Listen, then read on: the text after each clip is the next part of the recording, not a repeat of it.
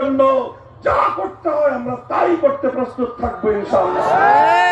সংগ্রামী সাথী ও বন্ধুগণ, সর্বশেষ আমার উদাত্ত আহ্বান, মনে রাখবেন এই যে ফ্যাসিবাদের মোকাবেলায় রাজপথে যে ঐক্য গড়ে উঠেছে, এই ঐক্যের বিরুদ্ধে যদি কেউ ভূমিকা পালন করে, বাংলার মানুষের আদালতে দাঁড়িয়ে তাকে জবাবদিহিত করতে হবে।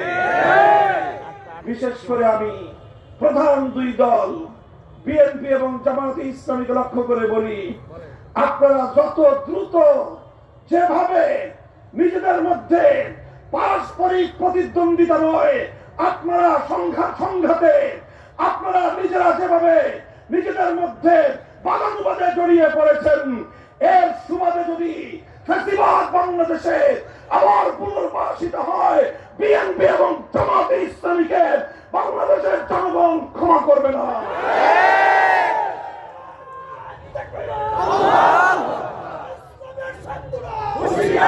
বাংলাদেশ রক্ষা করার জন্য, বিদেশি আধিপত্যবাদকে রুখে দেওয়ার জন্য, ফ্যাসিবাদী অপশক্তিকে মোকাবেলা করবার জন্য রাজপথে গড়ে ওঠা এই ঐক্য আরো দীর্ঘদিন সংহত সমুন্নত রাখতে হবে।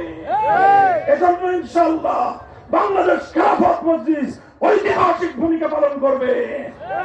আপনারা প্রতিটি জায়গায় জায়গায়, প্রতিটি জেলায় জেলায়, প্রতিটি এলাকায় এলাকায় ফ্যাসিবাদ বিরোধী রাজপথের ঐক্যের প্রতিনিধিত্ব করবার জন্য নিজেদেরকে প্রস্তুত করুন। অন্তর্বর্তীকালীন সরকারকে বলবো, একটি নিরপেক্ষ নির্বাচন, একটি সুষ্ঠু এবং সকলের অংশগ্রহণের একটি নির্বাচনের জন্য আপনারা মাঠ প্রস্তুত করতে থাকুন এবং প্রশাসনকে সুন্দরভাবে ঢেলে সাজান। প্রয়োজনে নতুন লোক রিক্রুট করুন, নতুন জনশক্তিকে আপনারা নিয়োগ দিন। ফ্যাসিবাদের দোসরদের মুক্ত বাংলাদেশে একটি নিরপেক্ষ দেশপ্রেমিক প্রশাসন দেখতে চাই আমরা।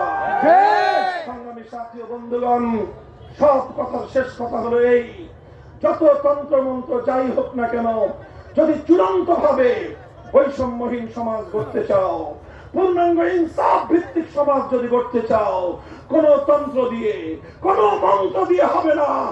একমাত্র আল্লাহ প্রদত্ত রাজনৈতিক বন্দোবস্ত, খেলাফতের রাজনীতি ছাড়া চূড়ান্ত বৈষম্যহীন সমাজ গড়া সম্ভব নয়।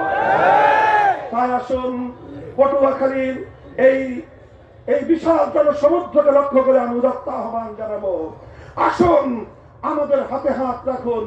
টেকনাফ থেকে